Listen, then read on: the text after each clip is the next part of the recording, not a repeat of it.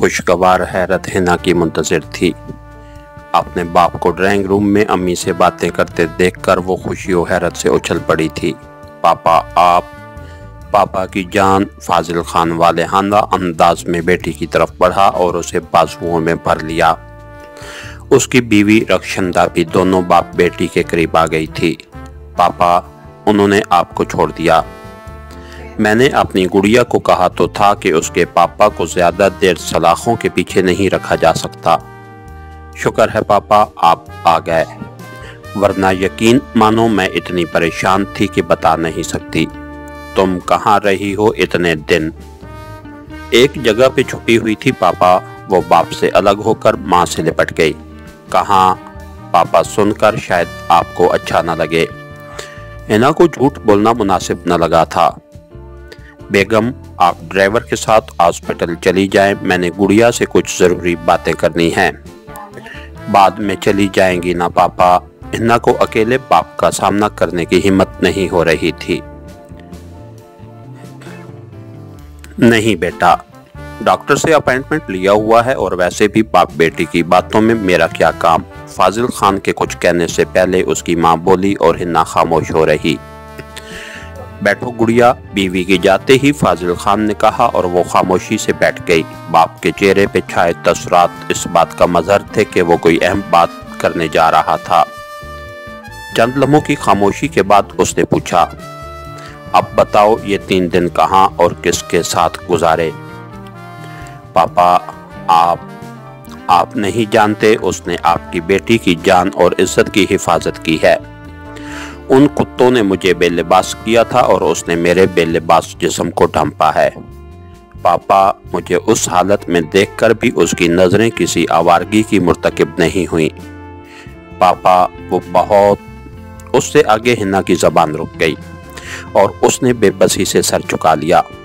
دیکھو بیٹی، میں تمہارا باپ ہوں اور میں نے تمہیں اسی لیے تعلیم دلائی ہے کہ تمہارے دماغ کو اس مطلبی دنیا کا مقابلہ کرنے کے قابل بنا سکوں۔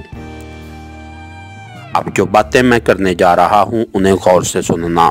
گو باپ اور بیٹی کے دوران ایسی گفتگو نامناسب لگتی ہے، اور اس قسم کی نازیبا باتیں کوئی باپ اپنی بیٹی سے نہیں کر سکتا۔ مگر میں خاموش رہا تو جو نقصان ہوگا اس کا ازالہ شاید ممکن نہ رہے۔ اس وجہ سے مجبوراً مجھے یہ قدم اٹھانا پڑ رہا ہے۔ پاپا کی جان، تم بہت بھولی ہو۔ یاد رکھنا، اس ظالم دنیا کے 2 چہرے ہیں، ایک ظاہری اور بناوٹی چہرہ ہے جسے ہر کوئی دیکھ سکتا ہے، دوسرا اصل چہرہ جسے کوئی جہان دیدہ شخص ہی پرکھ سکتا ہے۔ تمہارے جیسی سادہ لو اور بھولی بالی لڑکی عمومی طور پر لوگوں کی ظاہری اور بناوٹی باتوں سے دھوکا کھا جاتی ہے، اور جب تک بات ان کی سمجھ میں آتی ہے اس وقت تک پانی سر سے اونچا ہو جاتا ہے۔ فاضل خان نے ایک لمحے کے لیے رک کر ہنا کا جھکا ہوا سر دیکھا اور پھر بات جاری رکھتے ہوئے بولا، میں جانتا ہوں کہ تم اسماعیل شاہ سے ہمدردی رکھتی ہو اور اس کی وجہ بھی جانتا ہوں، پر گڑیا تو نے کس طرح ایک اجنبی شخص کی باتوں پہ اعتبار کرتے ہوئے اپنے باپ کو اتنا گنونا سمجھ لیا۔ مانتا ہوں مجھ سے جرم سرزد ہوئے ہوں گے اور میری شہرت بھی ایک گینگ کے سربراہ کی سی ہے، مگر میرے جرائم میں کسی لڑکی کی عصمت دری شامل نہیں ہے۔ میں ایسا کیسے کر سکتا ہوں؟ کیا میں بیٹی والا نہیں؟ اگر مجھے عورتوں کا شوق ہوتا تو ایک چھوڑ 4 شادیاں کر سکتا تھا۔ اس کے علاوہ بھی مجھے عورتوں کی کمی نہیں ہو سکتی تھی۔ دولت پاس ہو تو کیا چیز نہیں ملتی، مگر اس بات کی تم بھی گواہی دو گی کہ تیری ماں کے علاوہ میں نے کسی عورت سے تعلقات نہیں رکھے۔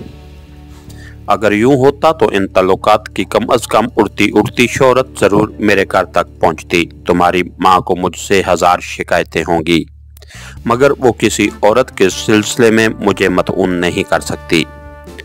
باقی میں ایک دفعہ پہلے بھی اپنی صفائی پیش کر چکا ہوں، مگر اس وقت میں نے مجمل بات کی تھی، آج تفصیل سن لو۔ اسماعیل شاہ کے ساتھ میری دشمنی کی وجہ اس کا گھر بنی۔ مانتا ہوں میں نے اس کے گھر کی قیمت کم لگائی۔ اس کی ماں بھی غلطی سے شیر خان کے ہاتھوں قتل ہوئی، مگر اس میں غلطی اس کی ماں کی تھی۔ وہ اسماعیل شاہ کا پوچھنے گیا اور اس بڑھیا نے اس پر تھپڑوں کی بارش کر دی۔ जवाबन उसका भी हाथ उठ गया जिससे वो जांबद ना हो सकी। उसका बाप दिल का मरीज था और इत्तेफाकी तौर पे उसे हार्ट अटैक हुआ जो इस्माइल शाह ने मेरे खाते में डाल दिया। इसी तरह उसकी बहन के बारे में मुतज़ाद कहानियां फैली हैं। ये भी सुना है कि उसका किरदार ठीक नहीं था और ये भी कि उसके साथ ये सब कुछ पुलिस थानेदार और उसके सिपाहियों ने किया। इस्माइल शाह को अपनी मां के कत्ल के इल्जाम में भी उसी इंस्पेक्टर ने गिरफ्तार किया था और उसका मकसद उससे पैसे बटोरना था। अब मुझे तुम बताओ कि किस गवाही के बलबूते पे तुम मुझे मुजरिम समझ रही हो। इस्माइल शाह के कहने पर अगर यूं है तो उसकी सच्चाई की दलील क्या है? यही ना कि वो कहता है वो हक पे है, लेकिन पापा की जान ये भी तो सोचो वो मेरा दुश्मन है। वो हर किस्म के रकीक इल्जाम मुझ पे लगा सकता है। तुम इस बारे मुझसे तो पूछो। अगर उसे सच्चा समझती हो तो किसी दलील की बिना पर ऐसा समझती हो और मुझे किस दलील की बिना पे झूठा गर्दानती हो? पापा मम, मैंने कब ऐसा समझा है? या आपसे सफाई चाहिए है? मैं तो गुड़िया, मैं तुम्हारा बाप हूँ, क्या मैं तुम्हारे बदले रवैये से नावाकिफ हूँ? ऐसी कोई बात नहीं पापा। देखो पापा की जान, मैंने पहले बता दिया कि आज खुलकर बात करेंगे। बाप बेटी के दरमियान इस मौजू पे बात करना निहायत मायूब सही, लेकिन उससे ज्यादा एक बेटी का बाप के किरदार पे शक करना घिनौना है। पापा, मैंने कब शक किया है? वो रूहान सी होने लगी। अच्छा ये बताओ तुम मेरे दुश्मन में क्यों इतनी दिलचस्पी ले रही हो? तुम्हारे नजदीक वो झूठा है तो उससे हमदर्दी कैसी, और अगर सच्चा है तो मैं बेगुनाह कैसे साबित होता हूँ? पापा, उससे कोई जवाब न बन पड़ा और वो अपने हाथ मरोड़ने लगी। देखो बेटी, मेरी बात याद रखना, दुश्मन का दोस्त हमेशा दुश्मन होता है और तुम तो मेरी बेटी हो और इस्माइल शाह मेरा जानी दुश्मन। तुम्हारा दोस्त कैसे हो सकता है? वो एक साजिश के तहत तुम्हारे करीब आया है, तुम्हें अगवा करना और फिर बगैर कुछ कहे छोड़ देना। एक ड्रामा था। अब तक मैंने एक बात तुमसे छुपाई है, बल्कि छुपाई क्या, वो बात थी ही इतनी गैर मुहज़्ज़ब कि मैं तुम्हें बता न सका, लेकिन आज मजबूरन बतानी पड़ रही है। फाजिल खान ने एक लम्हे के लिए खामोश होकर सस्पेंस पैदा किया और फिर बात जारी रखते हुए बोला, हवालात के अंदर इस्माइल शाह ने थानेदार पे हाथ उठाया था। जवाबन थानेदार हाकिम खान ने उससे बड़ा भयानक इंतकाम लिया। उसे किसी औरत के काबिल नहीं रहने दिया। फाजिल खान झिझकते हुए अपना फिक्रा पूरा किया और हिन्ना के सर पे गोया बम फट पड़ा।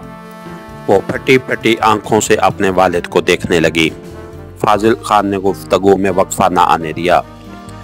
अपनी इस महरूमी को उसने मेरे खिलाफ इंतकाम का जरिया बना लिया। तुम ये समझ रही थी कि उसने शराब के नशे में चूर होकर भी तेरी अस्मत को दागदार नहीं किया, हालांकि तुम उसके दुश्मन की बेटी थी, तो उसकी वजह यह थी कि वो ऐसा कुछ कर ही नहीं सकता था।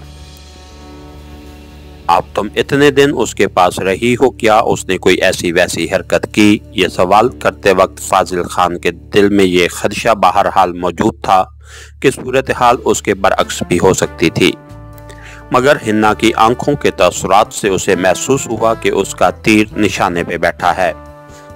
उससे पहले भी हिन्ना के अंदाज और हरकत ने उसे कुल्ली तौर पे ये बावर कराया था कि वो शिद्दत से इस्माइल शाह की मोहब्बत में गिरफ्तार है, और यही शक उसे इस्माइल पे भी था।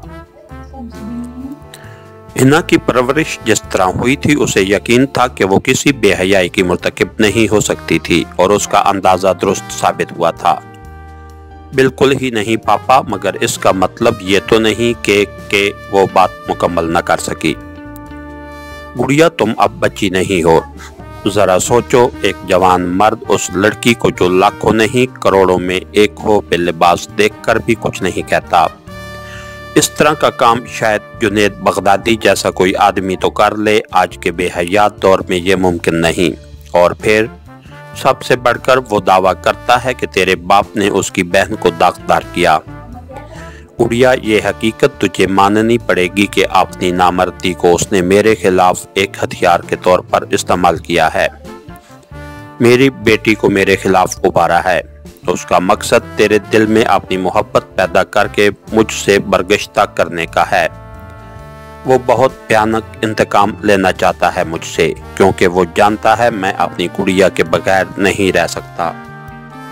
पापा, जिस वक्त उसने मुझे बेलिबास किया था तो उस दिन तो आप... हाँ गुड़िया, तुम सही कह रही हो।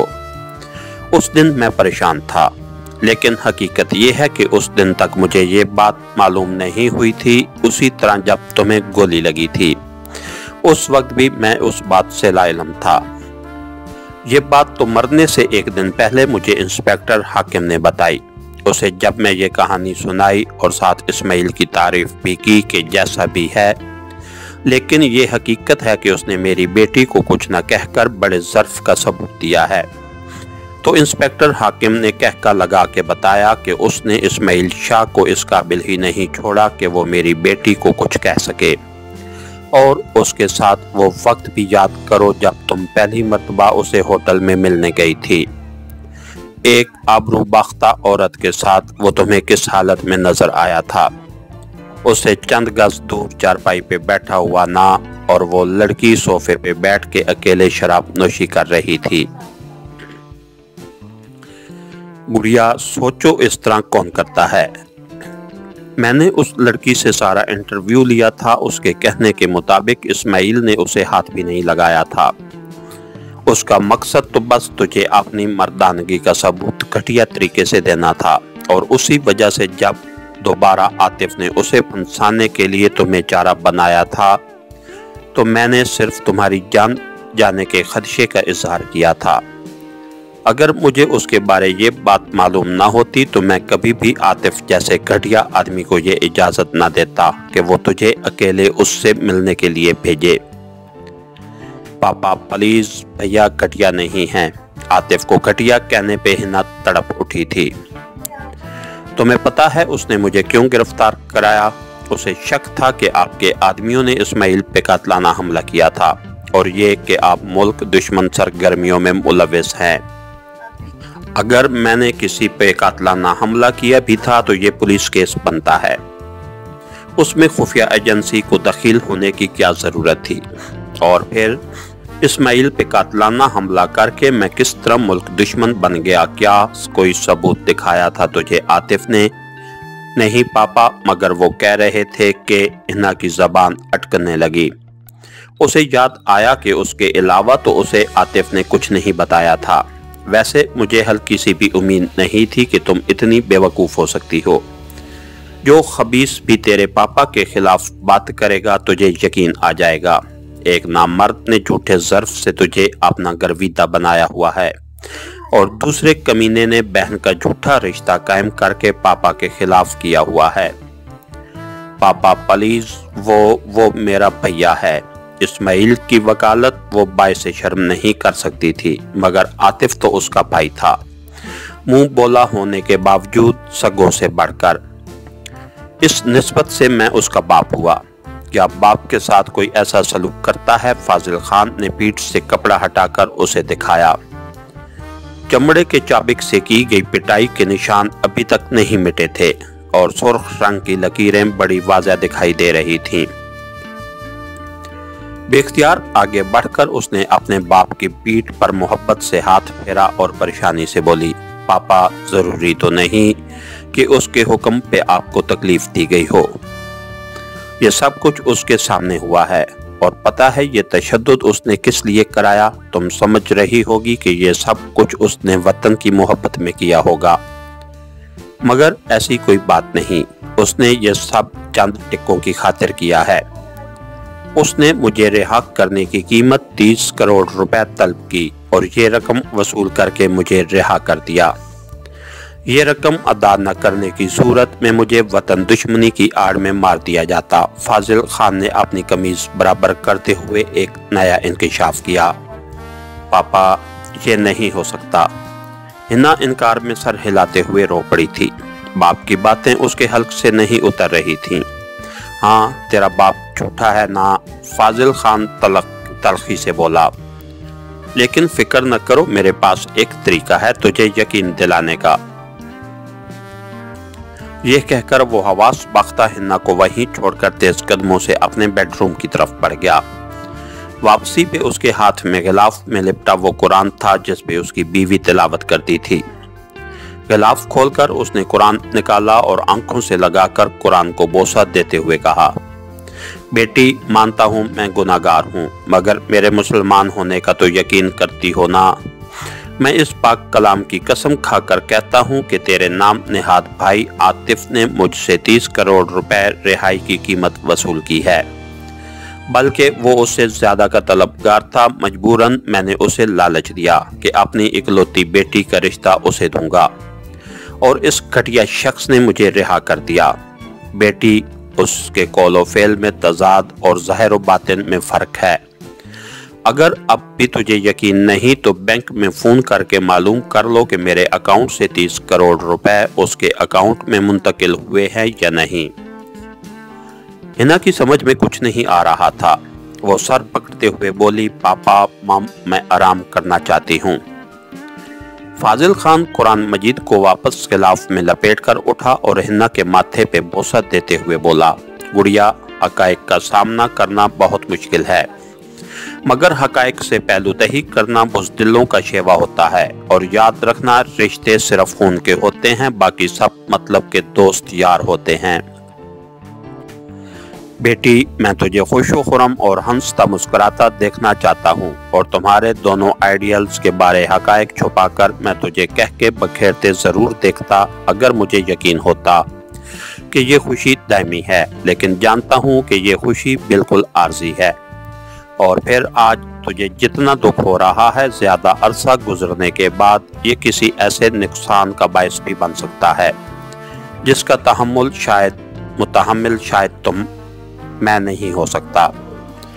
देखो, जब माँ या बाप अपने कमसिन बच्चे के फोड़े को दबाते हैं तो खूब जानते हैं कि उनके जान से प्यारे बच्चे को तकलीफ पहुंचेगी, लेकिन उनका मकसद बच्चे को तकलीफ में मुब्तला करना नहीं, बल्कि फोड़े से पीप और गंद का अखराज करना होता है। और इस वक्त की हल्की सी तकलीफ से बच्चे को बचाने का मतलब फोड़े को नासूर में बदलने का मौका देना है। शायद तुम्हें मेरे मौक़िफ़ की समझ आ गई हो। इस मर्तबा हिन्ना ने कोई जवाब नहीं दिया था। वो ज़हनी लिहाज से इस काबिल ही नहीं रही थी कि बाप की बात को मोड़ सके। उसकी कैफियत को देखते हुए फाजिल खान को यकीन हो गया कि वो अपने मकसद में कामयाब रहा है। इस ड्रामे के पीछे ये मकसद कार फरमा था कि वो उसकी शादी अपनी मर्जी से करना चाहता था ताकि बेटी के फर्ज से सबकदोश हो जाए, पर डरता था कि इस्माइल की मोहब्बत में डूबी उसकी बेटी इनकार न कर दे, और वो किसी सूरत में उस पर सख्ती नहीं कर सकता था। इसलिए उसने ज़रूरी समझा कि बेटी को उससे बरगश्ता कर दे, और बेटी को उससे मुतनफ़र करने का सबसे आसान तरीका यही था कि इस्माइल पर इल्ज़ाम धरे जाएं। लेकिन इस ज़माने में मुश्किल ये थी कि वो अपनी बात का कोई वाज़ेह सबूत पेश नहीं कर सकता था। उसकी ये मुश्किल आतिफ की रिश्वत लेने की हरकत ने पूरी कर दी। आतिफ के लिए उसकी बेटी के दिल में जो जज्बात पनहा थे वो उनसे नावाकिफ नहीं था। इसीलिए इस्माइल पे इल्ज़ाम लगाने से मुत्तसिल वो आतिफ की शख्सियत को ज़ेरे बहस ले आया कि उसकी रिश्वत खोरी और हिन्ना से रिश्ते की बात पे वो कुरान मजीद की भी कसम खा सकता था। इस तरह उसने हिन्ना को ये तासुर देने की कोशिश की गोया उसके बाप की कसम इस्माइल और आतिफ दोनों के ज़मन में थी, और ये कि जब आतिफ जैसा आदमी धोखेबाज हो सकता था जिसे उसके बाप से कोई दुश्मनी भी नहीं थी, तो इस्माइल क्यों ऐसा नहीं हो सकता था जो उसके बाप से दुश्मनी का भी दावेदार था। उसने आतिफ के कंधे पर बंदूक रखकर जो फायर किया था वो निशाने पे बैठा था।